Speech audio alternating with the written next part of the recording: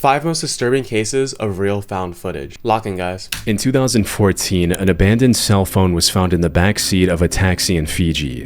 When a passenger found it, they started looking through its contents to figure out who it belonged to. In the camera roll, they found a roughly 10-minute video. It was pixelated handheld footage shot from the deck of a large vessel somewhere in the open ocean. The video captured a gruesome mass killing which would take years before the man responsible for it was ever found. Now, the first few minutes of the footage have been scrapped from the internet, but from what I could gather, they showed the deck of a ship with people yelling in multiple languages. Beyond that, another ship is visible nearby.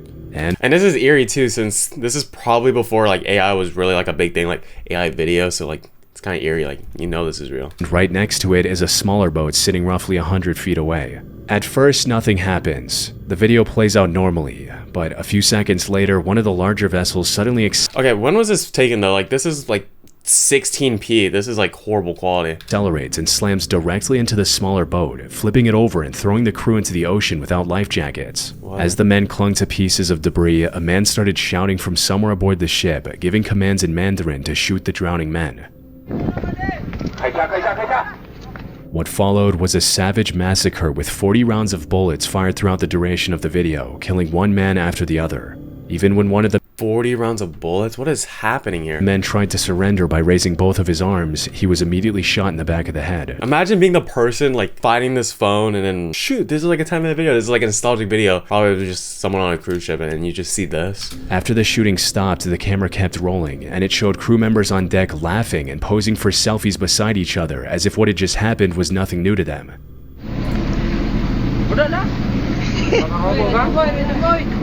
Wow. The video of unknown origins was uploaded to YouTube, where it circulated for months before reaching authorities. The footage was eventually found by journalist Ian Urbina, an investigative reporter for the New York Times at the time and founder of the Outlaw Ocean Project, a journalism group that investigates lawlessness, human rights abuses, and environmental crimes at sea. Ian launched a months-long investigation into the footage and worked with maritime crime researchers to trace its origin. At first, nobody knew which ship the footage came from, where the shooting had taken place, or who the men in the water were. Yeah, like how do people even begin to figure out who these people even are? I saw like a little writing on the side of the boat. Maybe you can go from that. But the quality was so bad. I'm like, if I was a detective and I saw that, maybe I'm pessimistic. I'll be like, bro, we can't do anything with this. But after analyzing the video more closely, it showed enough of the surrounding vessels to give investigators somewhere to start.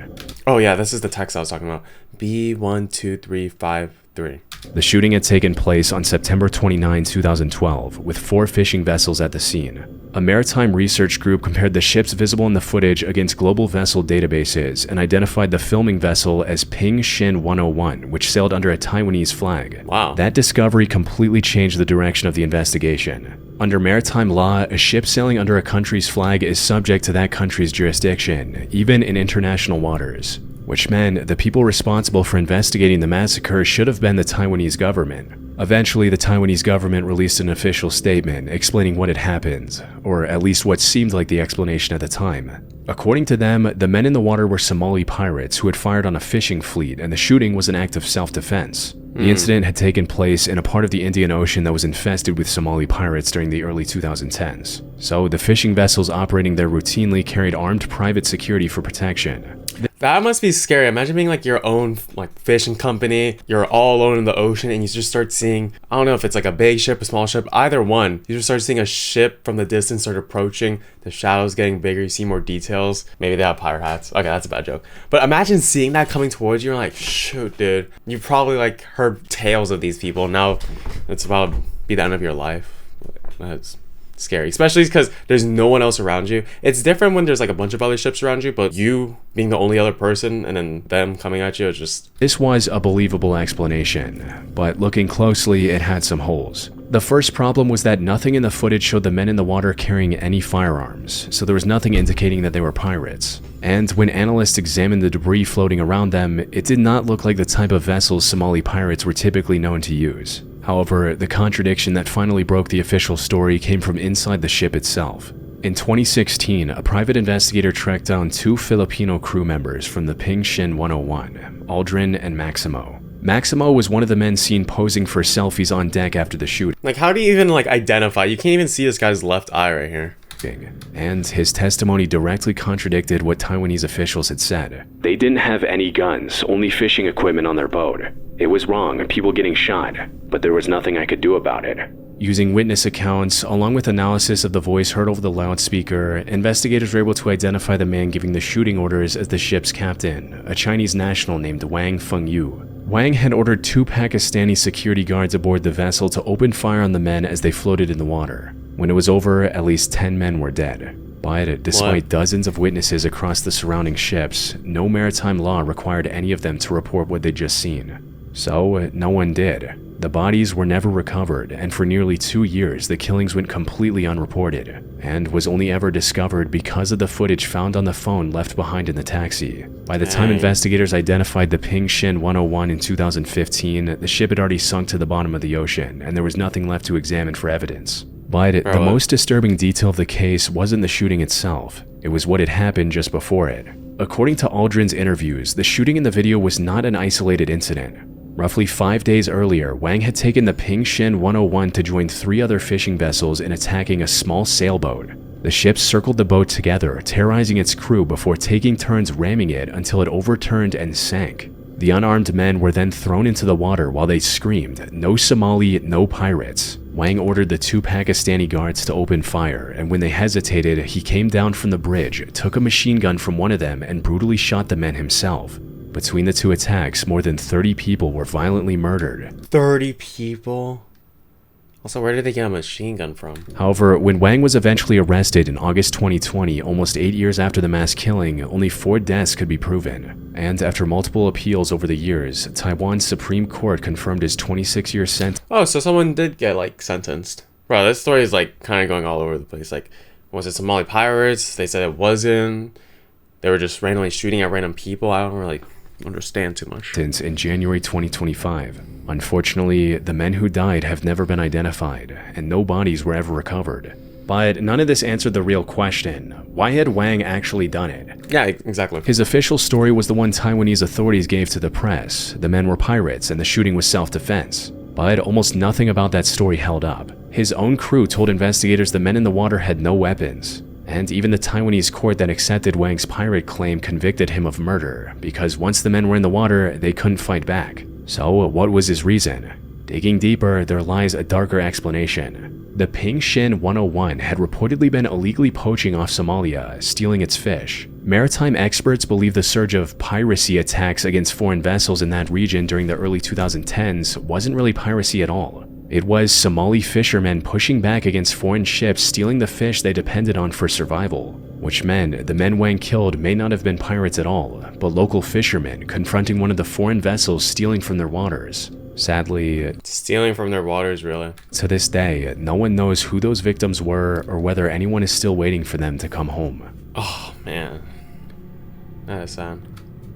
On the morning of April 22, 2012, firefighters in North Bend, Washington responded to smoke coming from a quiet suburban home on Southeast 159th Street. By the time firefighters put out the fire, it had only reached the kitchen. As they searched the house, they realized the fire was cover for something much darker. Inside the bedrooms, they found 41-year-old Lynette Keller and her 18-year-old daughter Kayleen, both shot in the head. 7 gas containers were spread throughout the house, and a plastic gas can had been placed on an electric stove with the burner turned on. Someone had clearly wanted this entire home to burn to the ground, but the fire was stopped before it could finish the job.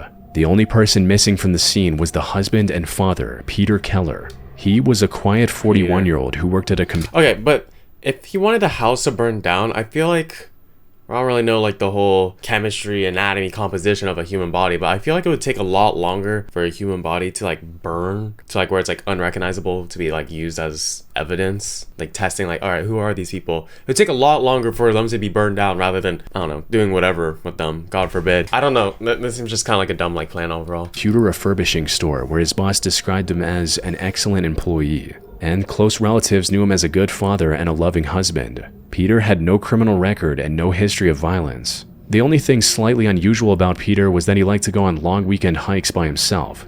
But as investigators would soon find out, those hikes were covering up something Peter had been building for nearly 8 years. During their investigation, officers found an unlocked safe in one of the rooms. Inside were hand-drawn blueprints for an underground structure and hundreds of photographs documenting its construction. Along with this, there were hard drives where officers found footage Peter had recorded of himself just weeks earlier. This footage proved crucial in the initial investigation. In one of the clips, Peter can be seen walking through dense forest, talking about finally bringing some kind of project to an end. Well, it's about 2 weeks before It's kind of like a YouTuber. He's like vlogging himself. the end. This is going to be my last video, probably before till after that. Ooh, that does not sound hot. He was speaking as if he'd been stockpiling large amounts of supplies somewhere, Jeez, that guy like appeared out of nowhere. preparing for the moment when he could stop going back and forth. I have about 3 loads left before the final. Been doing pretty good lately, getting about 2 loads up a week. About 100 pounds each week now of supplies and material. To investigators, the end Peter was referring to was likely the murder of his wife and daughter, followed by the fire he set to erase the evidence. And the photographs and blueprints recovered from the house showed where the plan was supposed to lead next. An underground bunker somewhere in the Cascade Mountains, which was just a few miles from his North Bend home. Dang, he really wants to just get away from society altogether. Bro, this is just some type of like mental disease, I feel like, just creating a bunker. No one creates a bunker to like hide after killing your closest family members. There's definitely something going on. Based on the way he spoke in the videos, investigators had every reason to believe that wherever this bunker was, Peter was probably hiding inside it at that moment. Basically, I can last months up here without ever leaving. I've got propane, gasoline, food, soap, all supplies. So, really set right now. The problem was that it could have been anywhere in or near the Cascade Mountain area. But without an exact location, that still left them with 30 to 40 miles of dense woods and dozens of possible hills where Peter could have disappeared. For the next few days, there were no meaningful leads. However, on April 20... Okay, did Chilling Scares put like a low quality filter on all these videos? There's no way the quality looked this bad in all these videos. Look at this guy's teeth. You can't even see a single tooth gap. I'm sorry. I literally had to check, like, okay, am I on 1080p? I already have 1080p premium right now. After 4 days of searching and sifting through evidence, investigators found a blurry photograph recovered from the Keller house. It was among the few pieces of evidence the fire had failed to destroy. The image appeared to have been taken from inside the bunker, looking out through the trees. In the distance, investigators could make out power lines and the rooftops of what would later be identified as the North Bend Premium Outlets. Around the same time, they received a tip from hikers who had seen Peter's red 1994 Toyota pickup at the Rattlesnake Ridge trailhead weeks earlier. Together, those two clues narrowed the search to a specific stretch of mountain about 4 miles from the trail. On April 27th, 36 SWAT officers began climbing the ridge. After 7 hours of searching through the steep forest, they finally found the bunker. Dang. This looks like some like Gravity Falls shit right here, just completely hidden. I'll walk over this instantly, but if I were to find this, see this little thing, I would have to open it. I would be scared, but like curiosity would kill the cat. But even after Is that the way you say it? locating it, officers still didn't know exactly where Peter was inside. So they surrounded the bunker and fired tear gas in. Moments later, Peter responded with gunshots from the darkness. The standoff lasted 22 hours before 22 hours. That's surprising. Like, he said he could stay months in there. How much food and just supplies do you even have in there? Wouldn't you have to like go out to use the bathroom too? officers used explosives to blow a hole through the roof. Inside, on the lower level, they found Peter dead from a self-inflicted gunshot wound. Reviewing the footage, this is something Peter had prepared for. At this point, I don't know what's going to happen. I may get caught right away. Basically, if I get caught, I'm just going to myself. So, I mean, I could basically be in 2 weeks or 3 weeks. I don't know. It's all up to chance at this point. But why, Peter? Why? Dude, and just a crazy hypothetical as well. Imagine being like the wife, daughter, any of these friends watching this video like, oh shoot, Peter's vlogging, what's up with that?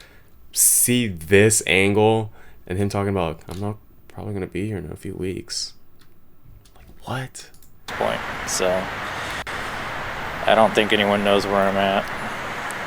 But if they put it together, who knows? At this point, I have to take that chance.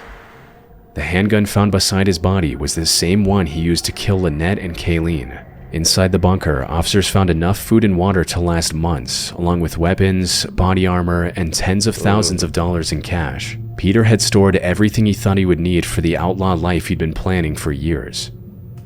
I'm getting to the point where just trying to live and pay bills and live as a civilian and go to work, it just freaks me out. It's actually more comfortable for me to think about living out here, robbing banks, pharmacies, just taking what I want for as long as I can. Okay, I think that's like a misconception a lot of people have. Like, okay, let me go rob a bank. I'm pretty sure banks don't even hold that much money to be worth robbing, especially because it's like a federal crime. Let's actually search that up right now. How much money do banks hold in them, cash? They normally hold between $50,000 to a few $1,000,000. I don't think they hold up to a few $1,000,000, to be honest. And even if they did have a few $1,000,000, they're not going to give it to you. They're going to give you like few 10,000s, if anything. Robbing a bank, dude, like, what are you talking about? I don't know. I learned about that. I'm pretty sure like armored trucks, like the trucks that are like super reinforced. Wait, let me show you guys what it looks like. It looks kind of badass. Yeah, these things right here, like literally just a whole brick. Pretty sure everything's like bulletproof, fireproof, and everything. These are the ones you would want to rob, if anything. Find these people on just like a deserted road. They carry like millions of dollars on them. But robbing a bank, like, come on, you're wasting your time there. Not financial advice though. At least it'll be exciting. It won't be boring. And I don't have to worry about Lynette or Kayleen. And everything will be taken care of. It'll just be me. Now, a natural question that comes to mind is why? Why go through all that trouble to destroy his family and get away from them? Right. Based on the evidence, investigators believe Peter wanted to disappear and start a new life far away from the responsibilities of a husband and a father. His wife Lynette and daughter Kayleen were obstacles to this fantasy. Well, before, a while ago, I used to sit here and think, this whole thing is just crazy at times, and then I'd think about it, and it would make sense, and it's like, okay, this is what I gotta do. But, now, I guess with time, I just think that way all the time. And it's like, he's like deranged since he's had this plan for months. I don't know if it's like over a year. Probably went over to that even too. And having this plan in mind, knowing you're going to carry it out, and just leaving, working on the bunker, coming home to the kids and wife, pretending to like actually care for them, and just knowing in the back like it's going to happen in 2 months, in 1 month, 2 weeks. It's just like, dude, deranged man. That this is what I gotta do. I don't even question it anymore. See, exactly, bro. It's just like, oh man. It's just like, I'm curious about like the psyche of these type of people. Like, how do they go from the small kid they were to this? It just seems like everything makes so much sense now. After the case was officially closed, Lynette's family used the money recovered from the bunker, along with the rest of Peter's estate, to establish the Kayleen Keller Memorial Scholarship Fund at DeJaPenn Institute of Technology, the same school Kayleen had been hoping to join before her father decided to end that dream. Wow. Highway 1 is one of California's most scenic coastal routes, carrying drivers along narrow stretches of road where the Pacific sits just beyond the shoulder. Yeah, this is beautiful. I never even knew about this. On the morning of December 30th, 2019, a man named Philemon Ledesma had been driving northbound near Gray Whale Cove when he witnessed one of the most bizarre car accidents. Shortly after 10:30 a.m., he called 911 to report that he had just watched a vehicle fly off one of those cliffs in San Mateo County. Officers arrived within 20 minutes and found tire tracks at the edge of the highway leading toward a drop of roughly 40 feet into the Pacific. But below it, there was absolutely no evidence of a vehicle or driver for officers to recover. With nothing in the water and only Philemon's word to go on, officers needed some way to confirm what he had seen. They scoured through Philemon's car and noticed a dash cam he had installed years earlier. On it, they found footage of the accident, and it was just as bizarre as he described. Okay, before this happens, I do want to note, I was talking about this when I was going to formal with one of my boys. We're going to like Arizona, but it's just like California is just such a beautiful place to drive. Just having so much like change of scenery, seeing the ocean, seeing the mountains, seeing flatlands. I feel like we just got like a lot to offer, but I just wanted to get that out of the way before I see something bad.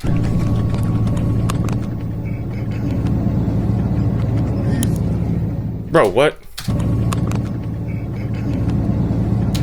Where is this guy going? Skip some frames. Oh my goodness. You guys can see cars going off. He's dead ass going over. The SUV drove across the sandy patch at the edge of the highway, went airborne, and plunged straight down the cliff. What? The California Highway Patrol and Coast Guard quickly launched a massive search operation, with local fire crews and deputies combing the area by land, sea, and air. Later, they found vehicle debris in the water below, but unrelated to that specific SUV. 2 days later, the footage was released to the public and went viral across the internet. But instead of bringing in leads, it created a new problem. Over the following weeks, people started picking the footage apart frame by frame. Some focused on why Philemon kept driving even after the SUV went over. Others couldn't understand why someone would drive straight off a cliff into the Pacific. And before long, a growing number of people began claiming the video had been deepfaked. Many just couldn't understand how no trace of the car or driver was found, as if they had just disappeared. But California Highway Patrol quickly dismissed these claims. Experts like Shamir Alibi, founder of the deepfaked footage detection company Amber Video, also suggested This was back in 2020. I didn't even know deepfakes really even existed back then. that the footage was most likely real. So then how had a vehicle gone off a cliff in broad daylight and somehow left investigators with no physical evidence that could tell them who was inside or where the person had disappeared to? Well, something a lot of people didn't take into account was just how drastic the terrain is off this stretch of highway. Just beneath the cliffs are jagged rocks, thick brush, narrow ravines, and violent surf that can hide or pull apart a vehicle within minutes. In many places, once something goes over the edge, it disappears into a maze of coastline that rescuers can barely access even in daylight. Which is why it was so surprising when the case actually had a breakthrough. Human remains were found on Montara Beach, along with a California driver's license. DNA testing confirmed they belonged to 52-year-old Tracy Ivory Sinclair from San Francisco. Bro, what? Okay, yeah, Chilling Scares is definitely putting some type of filter. Like, no way people are posting a photo of themselves this blurry. But what? Dude, that's a crazy video. A later DMV search also showed she was the registered owner of a 2007 Lexus SUV, matching the car in the footage. Her family had filed a missing person report months earlier, and they had been waiting for her the entire time. But even after a name was finally attached to the dashcam footage, officials never determined whether Tracy lost control of the car or drove off the cliff deliberately. And, disturbingly, this isn't the only instance of this. In 2004, a 23-year-old named Jason Affolter drove off this same stretch, and his body was found washed up on the beach days later. Then, in 2017, a 22-year-old went missing on his way to work, and investigators eventually concluded he had driven off the cliff as well.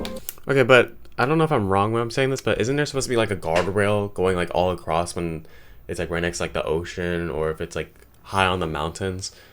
I don't know if that's like a regulation. I know there's obviously variations and variables to that rule. Or not even rule, just what I'm saying. But it just looked like it looked too easy for that girl to just veer off and drive off. I don't know. But despite all of this, it took California's Transportation Department until December 2020 to install barriers along the cliffside. Yeah, I mean, should have been there from the start. And only after years of pressure from the grieving families. As for Tracy Sinclair, dude, like this frame of the video is just crazy. Completely off of the cliff right here. All that remains of her final moments is a few seconds of dashcam found footage. Millions of people have watched it, but no one knows why she was on that. Bro, what? I mean, you kind of have to go out of your way to drive off that. Maybe she could have like passed out. Maybe, like, you can't even really say like the brakes aren't working since you could like turn. She didn't even like turn her wheels once. These are just straight. I feel like this might be intentional. Road, or what happened in the moments before her SUV went over that cliff. And imagine being the guy who's driving, seeing this. Like, I would actually just be like, I think first thing I would do is I would pull over and immediately look over the cliff. I'll be like, bro, what? What did I just look at? On September 16, 1996, the manager at the Van Buren Plaza apartment complex in Hollywood, Florida had suspicions that something was wrong with one of the units in the building. A foul smell had been lingering for at least a day, and now there were complaints of blood seeping through the walls into the apartment below. So he called the authorities to check on the tenant. When police forced the door open, they found the decomposing body of a young man. A video camera was set up across the room, pointed in his direction, and on the wall, someone had written a message. What is this? The 8mm tapes are document of a crime. They're for the FBI. What? This is a whole horror movie. The 8mm tapes are a documentation of a crime. Terrorist matter. They are for the FBI. Okay, I kind of read that pretty well. Beside the body were 11 videotapes, each one roughly 2 hours long, which amounted to nearly 22 hours of total footage. Holy little heebie-jeebies. All of it was recorded by the man on the floor, 21-year-old Ricardo. From the man on the floor? Okay, that is a little shock to me. I thought it was gonna be from like the actual like serial killer, or not serial killer, from the killer. Oh, this is the man.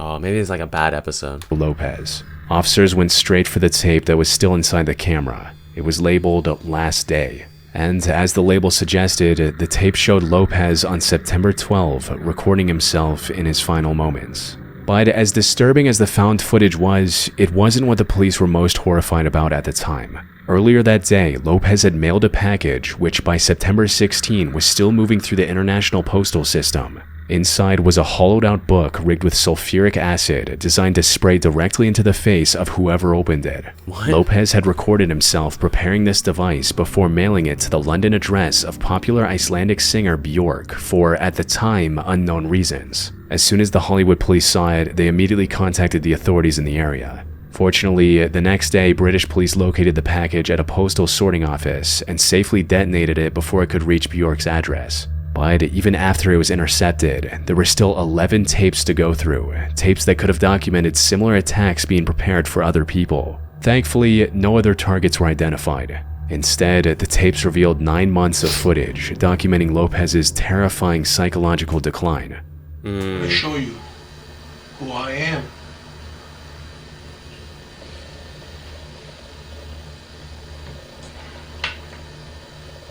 Ew, ew, ew, ew, ew. Ew, ew. Ew. I actually never get like scared at videos or like even really feel anything, but like I don't know. Dude, that face was actually kind of like, oh my god. As explains the purpose of these recordings. Wait, okay, I kind of missed some information. What did they say? Oh, dude, that's so disgusting. Okay, I'm not looking. The first tape was dated January 14, 1996. In it, Lopez explains the purpose of these recordings. Okay. Comfort is what I seek in speaking to you. Something with I don't know. Something that makes me feel better. For a long time, I've been speaking into the mirror and being my own psychologist, sort of. Whatever. It's a release. He talked about how he had been fixated on Björk since he was 18. Björk. And I say this like to my dad as well. Whenever we see like crazy like news headlines, like an unfortunate like shooting that's like happened like nearby, or just like anything crazy relating to some individual, I'm like, I wish we had the type of technology to where, say this person for an example, we have this person sitting in this chair over here and their 10-year-old self sitting in this chair and they're just talking to each other.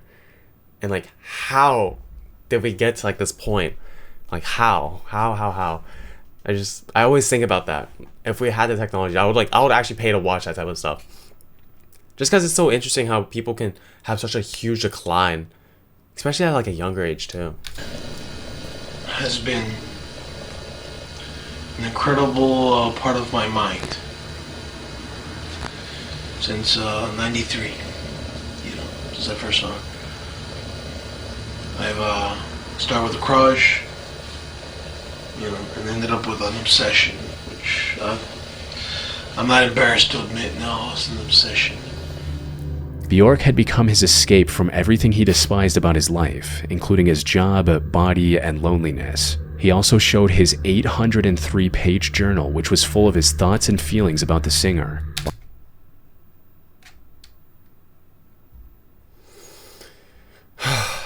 By the time the video diary began, Lopez had learned from a magazine that Bjork was in a relationship with another musician. To him, it was a betrayal of his devotion, and he wanted to make sure she carried that betrayal on her face for the rest of her life. So, these tapes became the place where he documented how he planned to make that happen. He had initially planned to build a device filled with hypodermic needles containing HIV-infected blood. But when he couldn't work— Ew, HIV-infected blood? Oh, God, that is disgusting. Sometimes I'm happy that I'm a male since, I mean, sure, a female version of this guy could exist and, what? Justin Bieber's in a relationship? I'm gonna send him HIV blood to spray on him. Chances are that much are lower. I feel for women and like their safety and everything. It's just like, God. And this woman, what's her name? Bjork?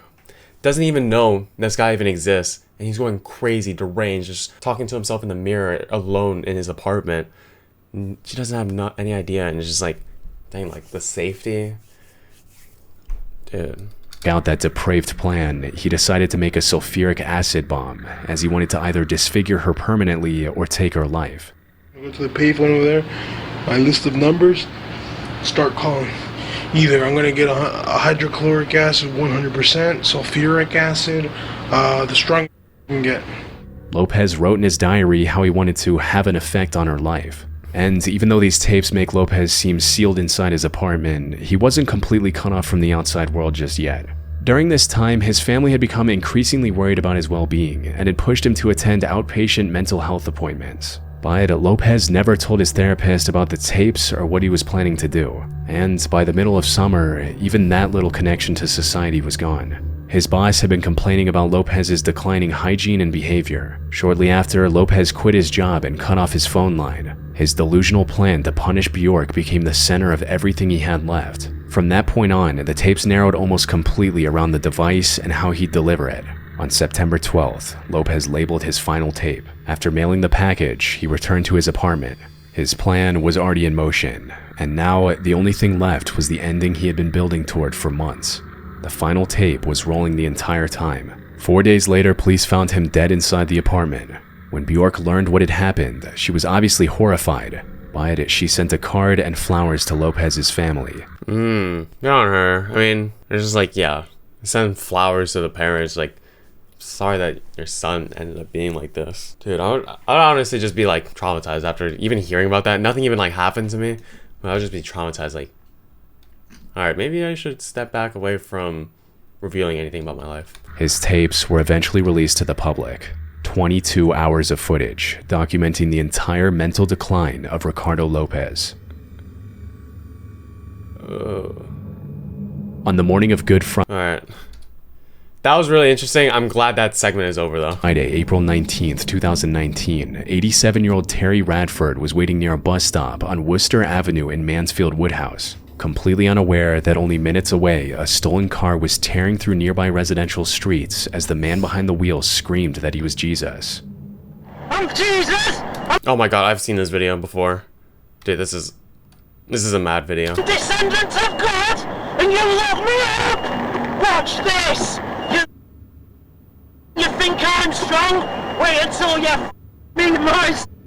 Terry was a retired teacher who had spent much of his past few years caring for his wife as she suffered through extreme dementia. She passed away 7 months earlier, and after years of putting almost everything else aside, Terry was finally beginning to look forward to life again. He had 3 foreign holidays planned for later that year, but before he could take any of them, the stolen car turned onto Worcester Avenue. As it came toward the bus stop, the driver noticed Terry standing there, and instead of continuing down the road, he shifted into reverse and accelerated back toward the pavement. The car mounted the curb and crushed Terry against the bus shelter with so much force that he passed away at the scene. Bro, what? The driver stepped out immediately and shouted, "I've killed him, I've killed the devil." He was later identified as 38-year-old Gavin Collins. Collins had been released from prison less than 24 hours earlier with an electronic tag around his ankle under the home detention curfew scheme. This policy allows low-risk inmates to serve the remainder of their sentence at home while Low-risk inmates? What was going on in that jail for him to be considered low risk? transitioning back into the community. But when Colin's friend collected him from the prison gate on April 18th, something about Colin's behavior seemed wrong. He was talking strangely and acting as if he was on drugs. By the next morning, that behavior had escalated into something far more alarming. Collins walked into a neighbor's house, threw a bag of prescription medicine on the floor, and started unplugging electrical items, claiming they were the work of the devil. He then walked into another neighbor's house, grabbed their car keys, and drove off. Collins was in the middle of a psychotic episode, and within moments, he started accelerating through nearby residential streets. Now, I feel like the people who were checking on him should have known, maybe put him at like medium risk, high risk if he's having like psychological episodes. Like, was he not having this in prison? While families in the area went about their Good Friday morning. What happened next revealed Collins' horrifying state of mind. The entire incident was later discovered to have been recorded through dashcam footage found and recovered from the wreckage afterward. It shows him cutting through oncoming traffic at extremely high speeds as he shouts profanities. At one point, he ripped the rearview mirror off and continued to accelerate. He seemed to believe that he was a descendant of God and shouted that anyone who didn't listen to him would go to hell. Descendant of God, and you lock me up! Watch this! You think I'm strong? Wait until you me my of him, because ultimately... Dude, and it's like, he doesn't even know he's being recorded. He's really just talking to himself. If I do remember correctly, I'm pretty sure no one died in this, or I'm pretty sure he didn't die. I hope no one dies. I forgot though. He'll give her an ultimatum. Which is really surprising for how fast he's driving, but I hope I didn't jump the gun. Either listen to Gavin, Mum, or you're gonna go to hell. He'll disown you, and so will I. But it's now grandma's. When he reached Skegby, Nottinghamshire, he lost control and slammed the car into a house. The homeowner who was standing in the front garden at the time had to jump out of the way to avoid the crash, but that didn't stop Collins. He climbed out of the wrecked car and demanded the owner give him keys to the vehicle, saying, "Do you believe in Jesus? Because I am Jesus, and I will kill you if you don't give me the keys." When he refused, Collins walked to the road where a woman had stopped their car to check if anyone needed help after the crash. He forced his way into her car, and after driving a short distance, threw her out and continued toward Mansfield Woodhouse. That's what I always think. It's like, I gotta mind my own business. Like, I probably would have stopped as well. Like, hey, is everyone doing all right? But nowadays, you never know who's on the other side of the wreck. Like, it could be an old lady who unfortunately just got in a crash, or the car literally just got stolen and your car is next because you just stopped. This was the second car he had stolen that morning, and within minutes he had crashed this one too. Despite suffering through 2 car crashes, Collins' adrenaline and psychotic state of mind seemed to have erased any pain or anxiety. Shortly afterwards, he broke into another house where a mother and her 2 children were having breakfast. Collins approached them and drew crosses on their foreheads in his own blood from his wounds. Then he demanded the keys to the woman's car and threatened the lives of her children if she didn't hand them over. This was now the 3rd car Collins had stolen that morning, and the one he used to kill Terry. By that point, police had already been responding to reports of a car being driven recklessly in the area. When an officer turned toward the bus stop on Worcester Avenue, Terry's body was lying near the shelter with his legs crushed and a massive open wound on his left shin. Collins was still in the car trying to get away. He was eventually caught after police managed to taser and arrest him. The entire rampage had lasted about 30 minutes. 9 months later, a jury found Collins guilty of manslaughter, and he was sentenced to life in prison. Strangely, during the trial, Collins said he couldn't remember any of his actions from that day. He told the jury he had spent 90 to 95% of his adult life in prison, and that he had been hearing voices since childhood. 90 to 95%? Dude, this guy hasn't seen the light of day. Yeah, it probably was weird for him to just like get out and actually see freedom. RIP to that one old guy, first and foremost. I was wrong in saying that no one died. But it is crazy. Stealing 3 cars, going at super speed in it, and him not dying. It is kind of crazy, like the things you can do when you're on like adrenaline. Obviously, it's not something... Or can you pump adrenaline? Is adrenaline something you can like inject in yourself? I don't know. I wouldn't want to do that regardless. But with that being said, it is crazy what the human body can do like when you're on like adrenaline. Or when you're in a weird like hypnotic type state like him. Which hinted at a deeper problem. Investigators later found that while he was previously inside prison, he was actually considered a risk of causing harm to others. He had been held in segregation away from other prisoners. So this guy was segregated and they considered him a low risk to society when he was released? Weeks before his release, he had set fire to his cell twice. and attacked a staff member with a plastic knife. What? What? So there were signs. There was red flags were getting thrown into the cell. You couldn't even see them anymore. Dude, how did it... Dude, did I listen to that like incorrectly when they said that he was like a low risk person? Am I making that up? Because of those incidents, his early release should have been automatically blocked, but the prison governors overlooked them, which ultimately led to the death of Terry Radford. R.I.P. Terry. I've honestly never felt that ached out from a video before, which means they did their job. And to think that we can see this footage doesn't necessarily mean it's the craziest. It's the ones that have been recorded. Crazier things happen every single day but aren't even recorded, which is kind of just shows how weird the world is. But like, comment, subscribe if you guys are new here. Appreciate y'all so much for watching to the end of the video, and I'll see y'all in the next one. Eating on some hot fries. Goddamn, my boy is hot outside. Please don't try to diss me.